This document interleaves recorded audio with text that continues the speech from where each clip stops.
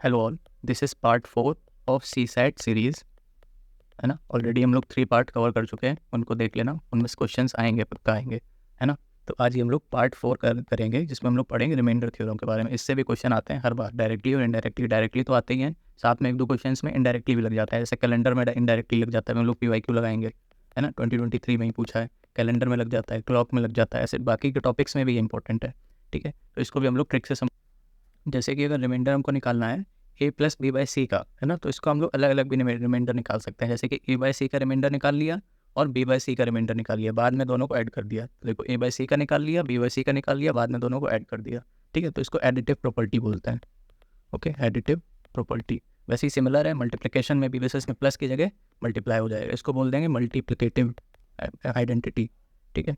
तो ये रिमाइंडर में ये सब ट्रू होता है। अब इंपॉर्टेंट क्या है, ये ऊपर की दो ना भी याद रहें, लेकिन ये याद रहनी चाहिए, एक ये और ये तो याद होती है, ठीक है। सारे क्वेश्चंस में यही लगभग अप्लाई हो जाएगी, ठीक है। इसमें क्या बोल रहा है कि अगर a+-b और नीचे अगर a है, मतलब यहाँ पे जो नंबर है वही नीचे भी है, या तो इसका कुछ मल्टीपल है ना। जैसे p इसीलिए लिखा है कि कोई इसका मल्टीपल है, जैसे मान लेते हैं 14 और फिर उसका मल्टीपल हो कुछ 28 + 1, इस टाइप की अगर चीज़ हो कि जो नीचे है उसी का मल्टीपल इधर है ना, और +-b हो, b में कुछ भी हो सकता है, ओके। तो इस केस में हम लोग रिमाइंडर क्या निकालते हैं, इस केस में रिमाइंडर इसी का रिमाइंडर हो जाता है, इसको हम लोग छोड़ देते हैं, ठीक है। ये जो एक ए का मल्टीपल होता है उसको हम लोग भूल जाते हैं, बीच में जो साइन होता है उसको तो याद रखना है, अगर प्लस होगा तो प्लस आएगा, माइनस होगा तो माइनस आएगा, ठीक है। तो इस पूरे का रिमाइंडर सिर्फ b/a पे डिपेंड करता है, ओके। यही क्वेश्चन में यूज़ होगा, ओके। अब एक कुछ और बेसिक्स देख लेते हैं। जैसे कि अगर -1 की पावर ऑड होती है तो वो -1 बचता है, वही अगर -1 की पावर इवन हो जाती है तो वो 1 बचता है, ओके। अगर ऑड है तो -1, इवन है तो 1, और 1 के केस में तो पावर कुछ भी हो वो हमेशा 1 ही आएगा, ओके। तो ये भी यूज़ होगा। अब अच्छा, इसमें हम लोग कोशिश क्या करते हैं, एक प्रोसेस देख लेते हैं। जो न्यूमरेटर होता है ना, न्यूमरेटर को हम लोग डिनोमिनेटर +-1 बनाने की कोशिश करते हैं रिमाइंडर के क्वेश्चंस में, है ना। अब ये क्या बोल रहा है, जैसे कि एक एग्जांपल से ही समझ लेते हैं। जैसे इसका हमको रिमाइंडर निकालना है, ठीक है, find the remainder of this question. अब इसमें क्या करना है कि जो ऊपर न्यूमरेटर में नंबर है, इसको हम लोग कोशिश करेंगे कि डिनोमिनेटर +-1 बना लें, है ना। न्यूमरेटर को डिनोमिनेटर +-1 बना लें, या तो एक उससे ज़्यादा या एक उससे कम। तो 5 से +1 क्या होगा 6, -1 क्या होगा 4, है ना। तो 2 को हम लोग या तो 4 बना लें या 6 बना लें। तो क्या बना सकते हैं, 2 को हम लोग 4 ईजिली बना सकते हैं, है ना। 2 का स्क्वायर 4 हो जाता है, तो वही करेंगे।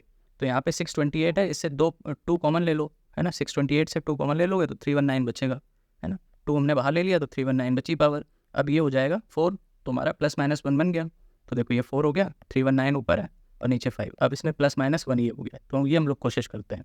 अब इसके बनाने से क्या होगा, तो 4 को हम लोग क्या लिख सकते हैं, 5-1, है ना, और पावर तो सेम ही रहेगी। अब ये देखो वही वाला फॉर्मूला बन गया, है ना। यहाँ पे भी वही है और नीचे भी वही है ना, या तो इसका मल्टीपल हो या तो सेम हो। तो इस केस में क्या होता है, सिर्फ इस पर डिपेंड करेगी वैल्यू, इसको हम लोग भूल जाएंगे, ओके। तो देखो इसको हम लोग भूल गए, 5 को भूल गए, तो सिर्फ ये बचा -1/5, ओके। अब देखना है -1 की पावर जो हम लोग ने पढ़ा था ऑड है कि इवन है, यहाँ पे ऑड है ना। तो ऑड है तो क्या बचेगा, -1 ही बचेगा, तो -1/5 बचा, ओके। अब अगर जब रिमाइंडर मतलब लास्ट में अगर -1 बच जाए तो उसको डिनोमिनेटर से ऐड कर देते हैं, ठीक है, मतलब 5 -1 कर देंगे, ओके, ठीक है, समझ गए ना। अगर नेगेटिव बचता है तो, अगर पॉजिटिव बचता है तब तो वही डायरेक्टली रिमाइंडर हो जाएगा। अगर जैसे यहाँ पे +1 आ जाता तो रिमाइंडर 1 ही हो जाता। लेकिन अगर माइनस बचता है तो फिर जो भी डिनोमिनेटर में होगा उससे उसको ऐड कर देंगे, ठीक है।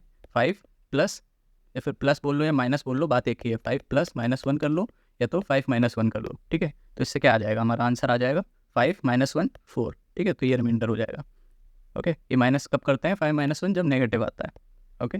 तो ये हमारा प्रोसेस रहेगा कि डिनोमिनेटर से +-1 बनाना है ऊपर, ओके, ज़्यादातर क्वेश्चंस में।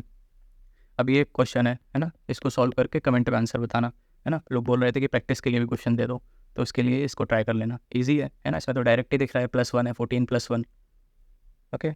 अब एक और चीज़ देख लेते हैं।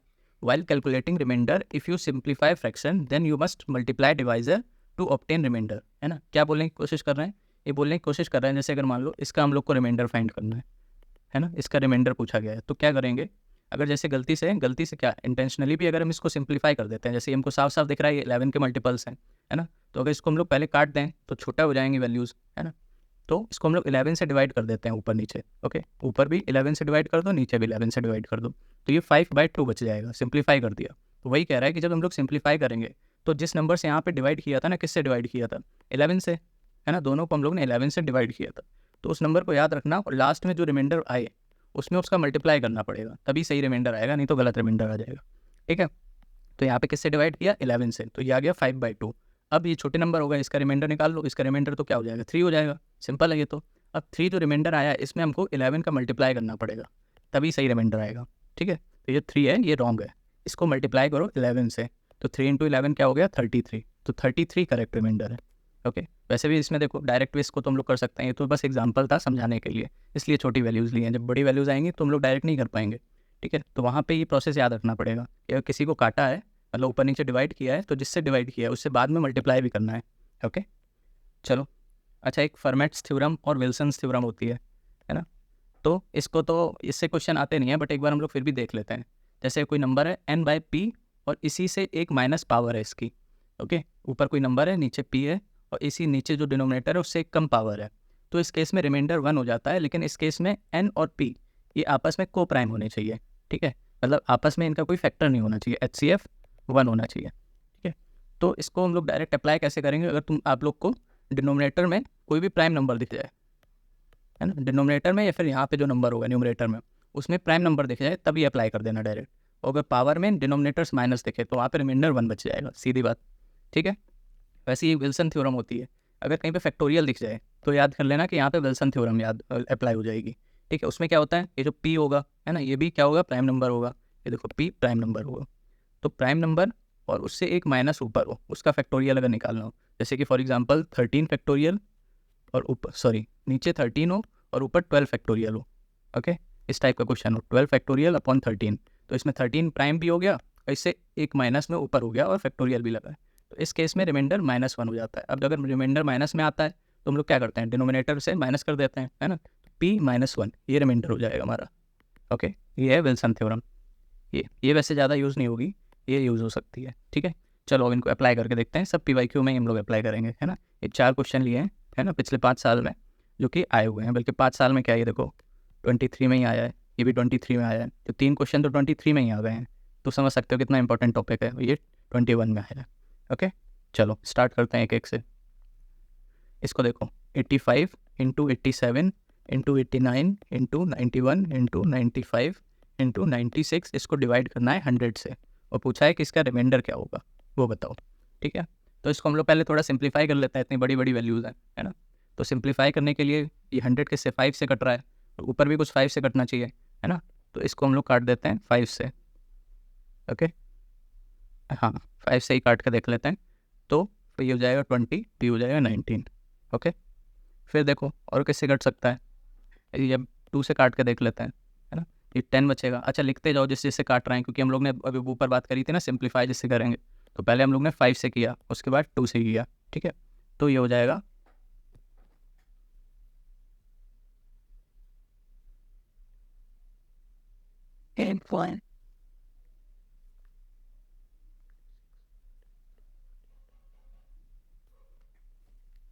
यहाँ पे 48 बचेगा। ठीक है, अब देखो, अभी किसी से डिवाइड हो रहा है, अब ये किसी से डिवाइड नहीं हो रहा है ना, एक यहाँ से और हो सकता है 5 से, है ना, 5 से एक बार और डिवाइड कर दो तो यहाँ पे 2 बचेगा, और यहाँ पे कितना बचेगा,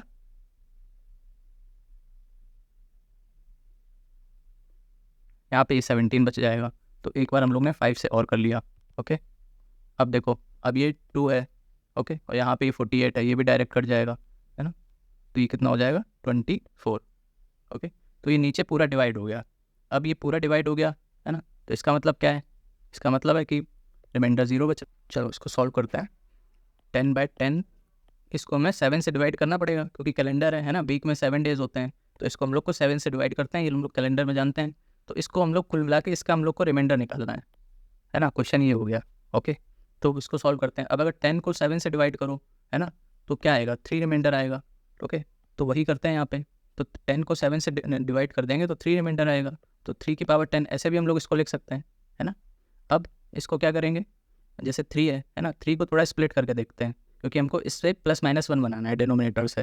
ठीक है, तो चलो हम लोग को 7 से +- कुछ बनाना पड़ेगा, तो 3 का टेबल अगर हम लोग देखते हैं, 3 है ना, उसका स्क्वायर करेंगे तो 9 आ जाएगा, फिर क्यूब करेंगे तो 27 आ जाएगा, है ना। अब हम लोग जानते हैं कि 7 के टेबल में 28 भी आता है ना, 7 इंटू 4 28, तो ये इससे एक कम हो जाएगा, तो हम लोग 27 बनाने की कोशिश करते हैं। 27 के लिए क्या होगा 3 क्यूब, है ना, तो 3 क्यूब कर लो, है ना। अब अगर 10 अवेलेबल है तो इसका हम लोग स्क्वायर भी कर सकते हैं, तो 6 तो यहाँ पे यूज़ हो जाएंगी पावर, है ना। अब 4 बची तो 4 को अलग से लिख लेते हैं और डिवाइड बाय 7। ये हम लोग क्यों कर रहे हैं, इसको डिनोमिनेटर +-1 बनाने की कोशिश कर रहे हैं न्यूमरेटर को।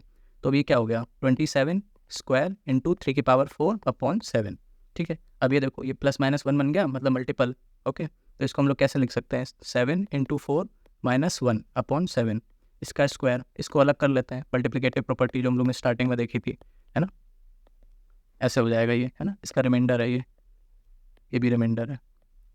अब इसमें क्या करते हैं हम लोग, इसको तो भूल जाते हैं, है ना, सिर्फ इसको याद रखते हैं। तो -1/7 और -1 की पावर क्या है 2, तो -1 की पावर 2 क्या हो जाएगा 1, तो यहाँ से हमारा रिमाइंडर इस वाले पार्ट से क्या निकलेगा, सिर्फ 1 बचेगा रिमाइंडर, ओके। अब इसको तो हम लोग मैनुअली भी सॉल्व कर सकते हैं, जैसे 3 की पावर 4 क्या होगा 9 इंटू 9 81, ओके।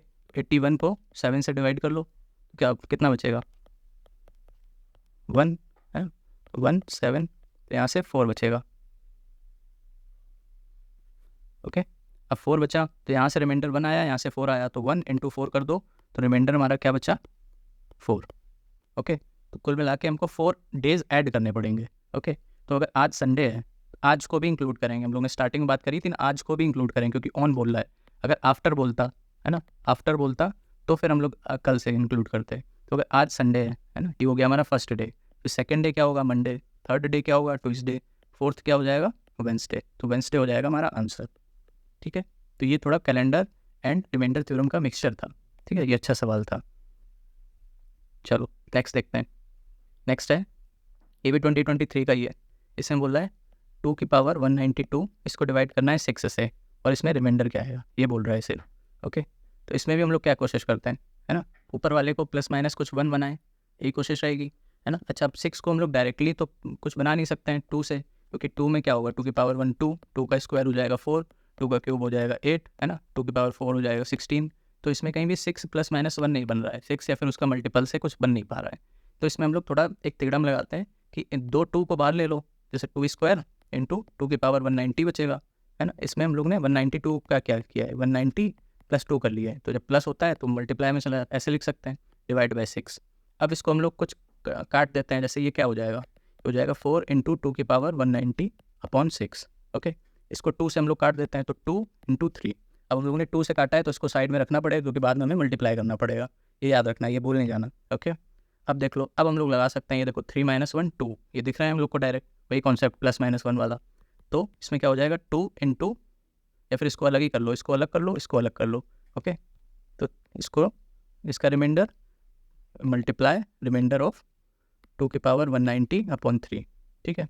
तो इसको हम लोग क्या लिख सकते हैं 3 - 1 की पावर 190 अपॉन 3। अब इस केस में हमको पता है, इसको तो हम लोग काट देते हैं, है ना, इसको हटा दो, तो क्या बचा -1 की पावर 190 अपॉन 3। अब अगर -1 की पावर इवन है ना, तो ये 1 ही बचता है, ओके। तो अब 1/3 का रिमाइंडर क्या होगा 1, है ना, तो यहाँ से रिमाइंडर 1 आया, और यहाँ से रिमाइंडर क्या आएगा 2, तो 2 इंटू 1, तो रिमाइंडर क्या बचा हमारा फाइनल 2, ओके। तो ऑप्शन देखते हैं, ये देखो 2 है, ठीक है। तो ये ऐसे सॉल्व हो जाएगा। इसमें थोड़ा सा ये सोचना था कि हम लोग 2 को बाहर ले लें, वो भी इसीलिए क्योंकि 6 का हम लोग प्लस माइनस कुछ बना नहीं पा रहे थे यहाँ से, ठीक है। चलो एक और सवाल देख लेते हैं, ये 2021 में आया है, ज़्यादा पुराना नहीं है, अभी आया है जस्ट, ओके। इसमें बोल रहा है 3 की पावर 200 2019, इसको मैं 10 से डिवाइड करना है, ओके।